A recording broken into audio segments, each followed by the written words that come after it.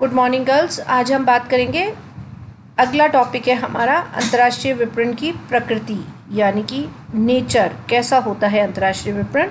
इसकी कई बातें मैं आपको घटकों में भी बता चुकी हूँ, पिछली क्लास में बता चुकी हूँ, लेकिन एक बार फिर हम अंतर्राष्ट्रीय विपणन का नेचर कैसा है, प्रकृति कैसी है, उसके बारे में बात करते हैं। सबसे पहले आता है प्रकृति के मुख्य बिंदु हैं बहुराष्ट्रीय विपणन प्रबंध, यानी मल्टी नेशनल मार्केटिंग मैनेजमेंट। ये बहुराष्ट्रीय विपणन प्रबंध कई सारे प्रयासों का योग है। इसमें एक फर्म के विभिन्न राष्ट्रीय विपणन कार्यक्रमों को प्रभावी बहुराष्ट्रीय कार्यक्रम में एकीकृत और समन्वित किया जाता है, जो कि एक चुनौतीपूर्ण कार्य है। मैं आपको इसको आसान शब्दों में समझाऊं तो मल्टीनेशनल मार्केटिंग मैनेजमेंट, जैसे बड़ी कंपनीज होती हैं जो बड़े निर्यातक होते हैं, जैसे हम बात कर लें टाटा, अंबानी, टाटा स्टील्स, ऐसे ये बड़ी कंपनीज होती हैं जिनका प्रोडक्ट एक कंट्री में नहीं जाता है। ये बड़े निर्यातकों के लिए, जिनका बहुत बड़ी कंपनीज होती हैं जिनका प्रोडक्ट कई सारी कंट्रीज़ में जाता है, और इनको एक पूरा अपनी कंपनी, ये बहुत बड़ी कंपनीज़ को एक बहुराष्ट्रीय कार्यक्रम, यानी कई सारे राष्ट्रों में जाने वाला, तो इनको पूरा एक मैनेजमेंट चलाना पड़ता है, मार्केटिंग मैनेजमेंट, ताकि इनका कंटिन्यूस सेल्स और उनका जो पैसे का लेन देन है वो सब चलता रहता है। एक बहुत बड़े राष्ट्रीय लेवल पे, बहुराष्ट्रीय लेवल पे होता है। एक ही कंपनी कई राष्ट्रों में माल बेचती है। फिर आता है नियंत्रणीय और अनियंत्रणीय घटक, यानी कंट्रोलेबल अनकंट्रोलेबल फैक्टर्स, जो ये हम पिछली क्लास में पढ़ चुके हैं कि ऐसे घटक जिनको हम कंट्रोल कर सकते हैं और जिनको हम कंट्रोल नहीं कर सकते, जिनको हम जिसका मैंने एक बहुत बड़ा उदाहरण अभी आपको लेटेस्ट दिया है कि पेंडेमिक कोविड के बाद ये अनकंट्रोलेबल फैक्टर है, जिसमें आपका सारा निर्यात आयात रुक गया है। तो ये ऐसे इंटरनेशनल मार्केटिंग में कभी भी हो सकता है। फिर आता है विशिष्ट चातुर्य, यानी कि कॉम्पिटेंस। आप में जब आप निर्यात करने बैठते हैं अंतर्राष्ट्रीय नियंत्रण, तो आप में चातुर्य मीन्स स्मार्टनेस। आपको कोई भी व्यापार चलाने के लिए चतुराई चाहिए, वो तो बात सही है, लेकिन अंतर्राष्ट्रीय विपणन में स्वदेशी विपणन के ठीक विपरीत आपको जोखिम उठाना भी आना चाहिए। आपको दूसरे राष्ट्रों में माल कैसे स्मार्टली भेजना है, कैसे मुद्रा का कन्वर्जन कराना है, कैसे आपको दलाल आपको बहुत अच्छा सेलेक्ट करना है, जिससे दलाल से आप नुकसान ना उठा पाएँ और दलाल आपको नई नई जगह पे आपका माल सेल कराए, नई नई कंट्रीज़ में आप भेज सकें। तो आपको एक कॉम्पिटेंस यानी चातुर्य की बहुत आवश्यकता है। फिर है अवधारणा, यानी कंसेप्ट। आपके कंसेप्ट बिल्कुल क्लियर होने चाहिए। 3 बिंदु आते हैं इसमें। अंतर्राष्ट्रीय विपणन यानी राष्ट्रीय सीमाओं के पार विपणन, फॉरेन मार्केटिंग यानी विदेशी राष्ट्रों में विपणन। आप अंतर समझिएगा, इंटरनेशनल मार्केटिंग और फॉरेन मार्केटिंग। और तीसरा है मल्टीनेशनल मार्केटिंग। अब मैं आपको अंतर समझाती हूँ। अंतर्राष्ट्रीय विपणन यानी कि कोई दो राष्ट्र में से कोई दो राष्ट्र माल बेच रहे हैं, कोई 2 राष्ट्र खरीद रहे हैं, आपस में एक दूसरी सीमा, जैसे मैं यहाँ से नेपाल भी माल बेच रही हूँ, भूटान भी बेच रही हूँ, पाकिस्तान भी बेच रही हूँ, मलेशिया भी बेच रही हूँ, म्यांमार भी बेच रही हूँ, और वहाँ से सब, मलेशिया से माल बांग्लादेश भी जा रहा है, बांग्लादेश से वहाँ भी आ रहा है। ये इंटरनेशनल मार्केटिंग, यानी कि हम अपनी राष्ट्रीय सीमाओं से पार जब विपणन करते हैं।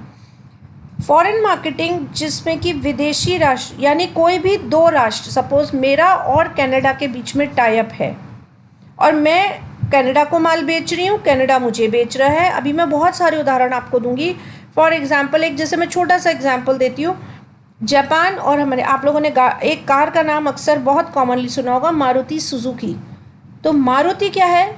इंडियन नेम, यानी मारुति भारत का एक निवेश है, और सुजुकी क्या है? जापान का निवेश है। तो जापान और भारत के बीच में टाई अप हुआ और उन दोनों ही देशों ने मिलकर नई गाड़ी बनाने का सोचा, 2 राष्ट्रों के बीच में।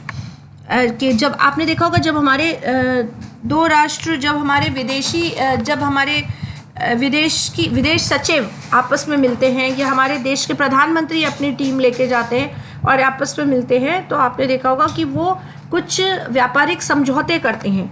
तो व्यापारिक समझौते फॉरेन मार्केटिंग के अंतर्गत होते हैं।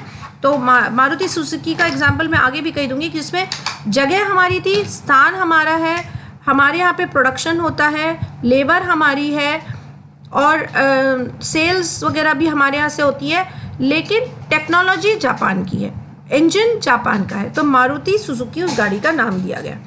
चलिए नेक्स्ट है मल्टीनेशनल, यानी विविध बाजारों में विपणन।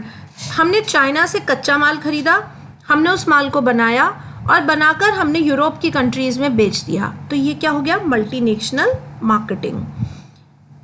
मल्टीनेशनल मार्केटिंग के साथ साथ बहुत ज़रूरी है कि हम सस्ता आयात करें और महंगा निर्यात करें, तभी हमारा इंटरनेशनल मार्केटिंग में हम टिक पाएंगे, या हम इंटरनेशनल मार्केटिंग हमारी सफल हो पाएगी। इसके बाद नेक्स्ट आता है पॉइंट क्रेडिट ओरिएंटेड। आपने देखा होगा, आप यहाँ से बाजार गए, खरीदा, सामान खरीदा और आप लौट कर आ गए, पैसे दिए लौट कर आ गए। ये देशी बाजार में संभव है, लेकिन विदेशी बाजार में मैंने आपको पहले भी बताया मुद्रा अलग अलग होती है। जैसे हमारे भारत देश की रुपए है, और अगर हम यूरोप में करते हैं तो वहाँ पौंड होती है, अमेरिका में करती है तो डॉलर होती है, यूरोप के अलग देश अन्य देशों में यूरो चलती है, सब जगह की एक अलग मुद्रा है। तो आप अगर कहीं भी माल बेचते हैं तो आपको पैसा उनकी मुद्रा में मिलेगा, तो वो अलग अलग बैंक, एक देशीय बैंकों से नहीं होता। उसके लिए जैसे हमारे देश की RBI है, रिजर्व बैंक ऑफ इंडिया, वैसे ही दूसरे देशों के भी एक अपनी मुख्य बैंक होता है जो मुद्रा को, विदेशी मुद्रा को विनिमय कर सकते हैं या नहीं, मतलब चेंज करते हैं। आपने यहाँ से माल रुपए में, आपने यहाँ से जो माल बेचा, आप उसको डॉलर्स या यूरो में करेंसी में आप उसको, आपका पेमेंट मिलता है और आपको RBI कन्वर्ट करके उतने बदले में रुपए देता है।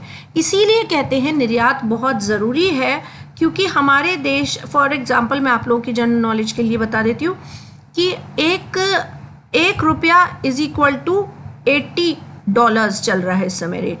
1 रुपया इज इक्वल टू 90 या 100 रुपये यूरो चल रहा है। तो अगर आप कोई माल 1 रुपये का बेचते हैं तो आप अपने देश में तो 1 रुपया मिलेगा आपको उसका, लेकिन आपको विदेश में अगर बेचते हैं तो उस 1 रुपये के माल के बदले आपको 100 रुपये मिलेंगे। एक मोटे से शब्दों में मैं आपको समझा रही हूँ। यूरो में बेचते हैं, अगर आप अमेरिका में बेचते हैं तो आपको 1 रुपये के माल के बदले आपको 80 रुपये मिलेंगे। इसीलिए निर्यात में इतना जोखिम उठाया जाता है और इतना फ़ायदा, मुनाफा ज़्यादा है। रिस्क, जैसे मैंने आपको ये सब, नेक्स्ट पॉइंट भी इसी में कवर हो गया, व्यापक जोखिम, क्योंकि कई प्रकार के जोखिमों से घिरा होता है। क्योंकि आपको अगर मुनाफा कमाना है तो आपको जोखिम तो उठाना ही पड़ेगा, और जोखिम उठाने के लिए ज़रूरी है कि आप निर्यात जब करते हैं तो आप उसको ध्यान में रखें कि जोखिम भी अपने आप में साथ में आता है। जब मुनाफा है तो जोखिम भी ज़्यादा है, क्योंकि कंपटीशन ज़्यादा है, क्योंकि दूसरे देश हैं, दूसरे देश की वैधानिक परिवर्तन अलग है, आर्थिक परिवर्तन अलग है, राजनीतिक परिवर्तन होता रहता है व्यापक रूप से, और आपको लगातार उन सब की जनरल नॉलेज होनी चाहिए कि वहाँ पर क्या चेंजेस आ रहे हैं। फिर आता है डोमिनेंस, यानी कि आपको ये देखना, मैंने आपको अभी थोड़ी देर पहले ही आपको ये बात बताई कि दूसरे देशों में 3 तरह के देश हमारे व्यापार में बटे हुए हैं, विकसित, विकासशील और अविकसित। तो विकसित देशों की क्या है? प्रभुता है, यानी कि डोमिनेंस है व्यापार के ऊपर। वो लोग, विकसित देश, अपनी तकनीकी और गुणवत्ता संबंधी श्रेष्ठता के कारण बेहतर उत्पाद और सेवाएं प्रदान करने में समर्थ होते हैं। ये राष्ट्र शोध एवं विकास, विज्ञापन, प्रचार आदि पर व्यापक धनराशि खर्च करके अपना प्रभुत्व बनाए रखने में यथेष्ट प्रयास करते हैं। तो आपको उस डोमिनेंस को भी देखना पड़ता है, क्योंकि वो, मैंने आपको जैसे अभी मारुति सुजुकी बताया कि जगह हमारी है, लेबर हमारी है, लेकिन टेक्नोलॉजी जापान की है, और जापान एक विकसित देश है। फिर राजनीतिक प्रवृत्ति यानी अभी थोड़ी देर पहले ही मैं आपको बता के चुकी हूँ, राजनीतिक यानी हर जगह का एक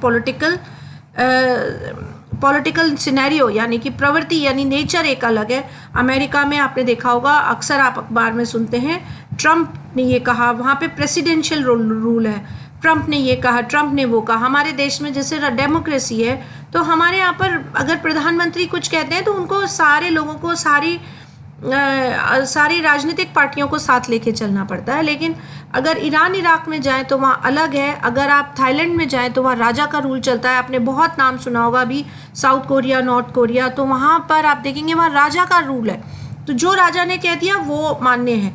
तो पॉलिटिकल नेचर बहुत इंपॉर्टेंट रोल प्ले करता है एक्सपोर्ट इम्पोर्ट में। तो ये थे हमारे कुछ मुख्य बिंदु जो हमारे टेक्सटाइल से रिलेटेड से जुड़े हुए व्यापार में काम आते हैं। ये हमारे अंतर्राष्ट्रीय विपणन की प्रकृति है।